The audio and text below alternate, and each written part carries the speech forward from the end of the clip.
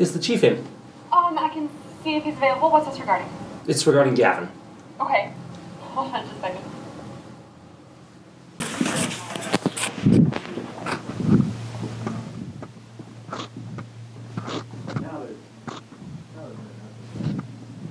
Hi.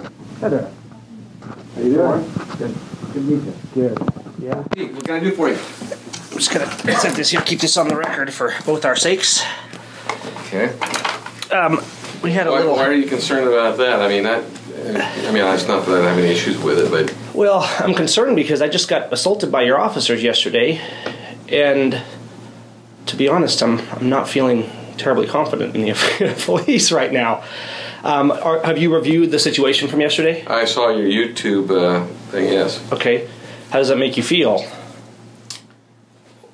Well, how it makes me feel is that I wonder why you have an issue with how they responded. With the law?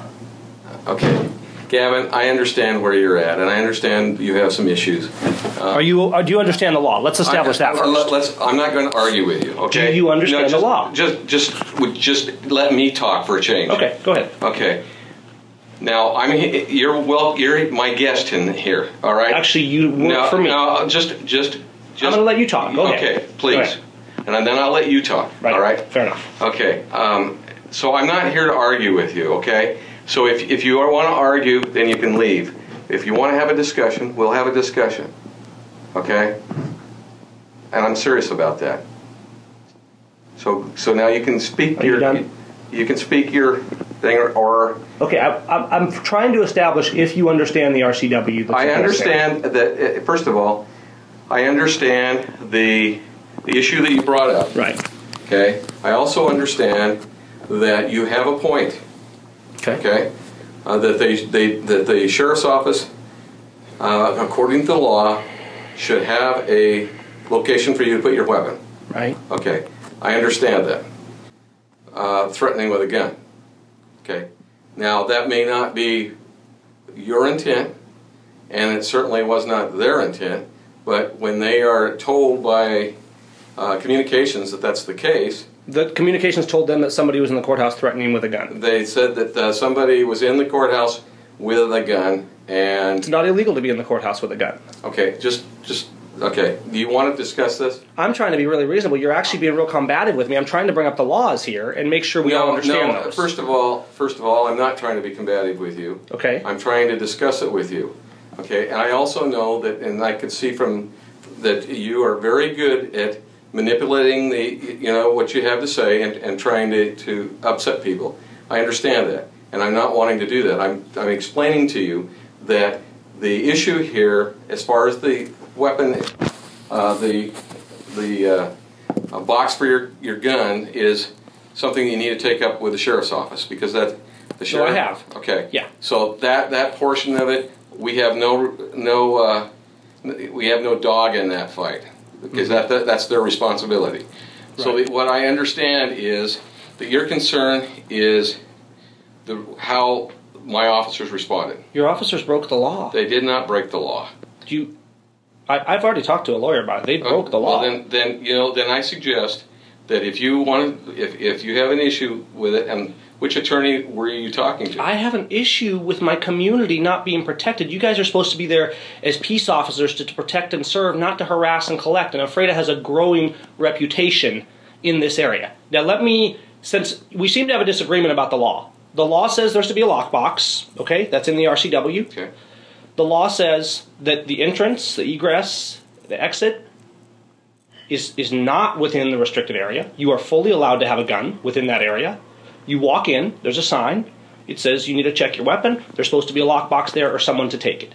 So number one, your officers responded way over the top. You guys made a huge incident of the situation. I was there to get my tabs, and you guys turned it into a fiasco, okay?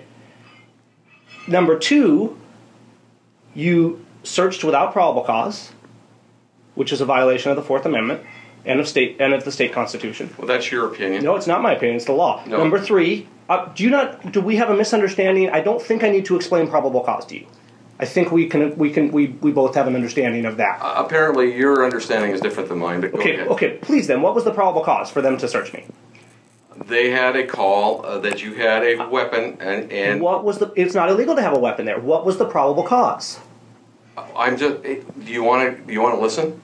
I'm listening. I said they got a call and the individual that was calling felt threatened, and that you had a weapon, and they do have a right. Have you ever heard of a Terry stop? Of course. Okay, so therefore, you know that they had probable cause. No, I do. The Terry stop does not give probable cause.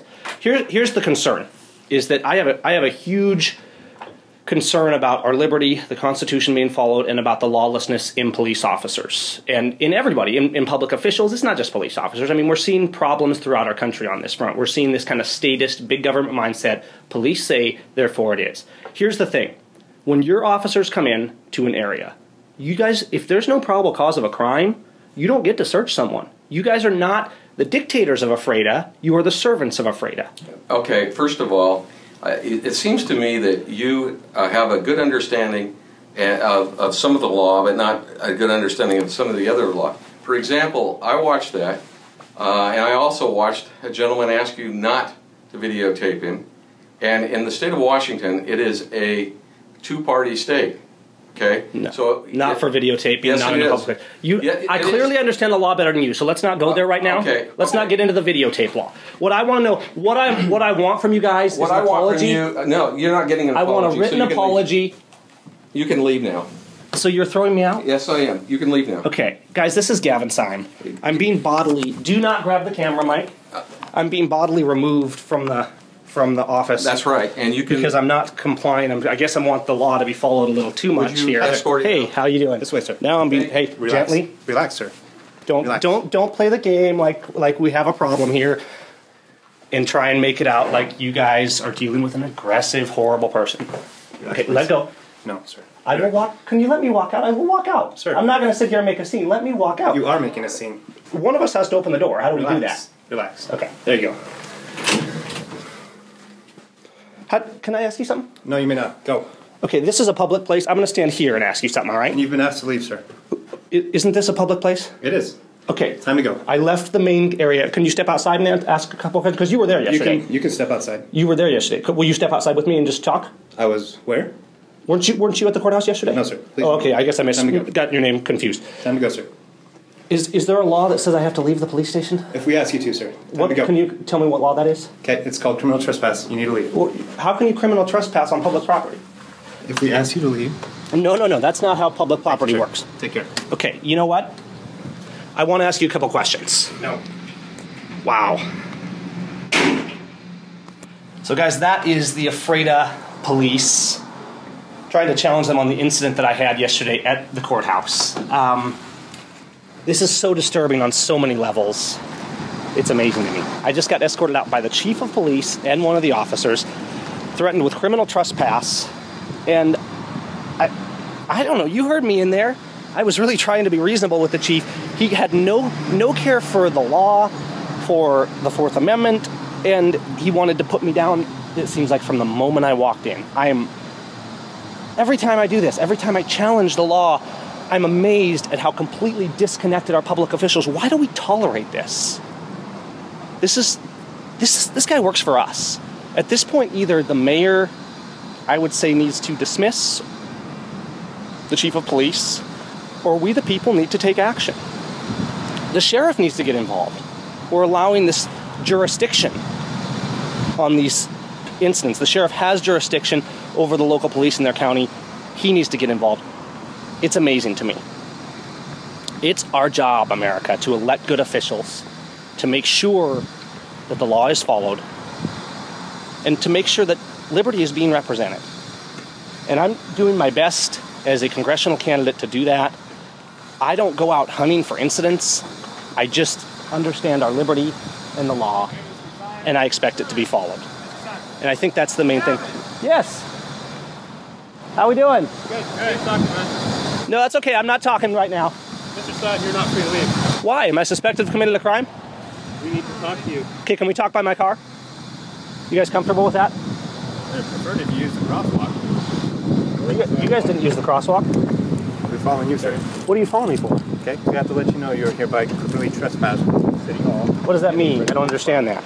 Unless you have law enforcement business.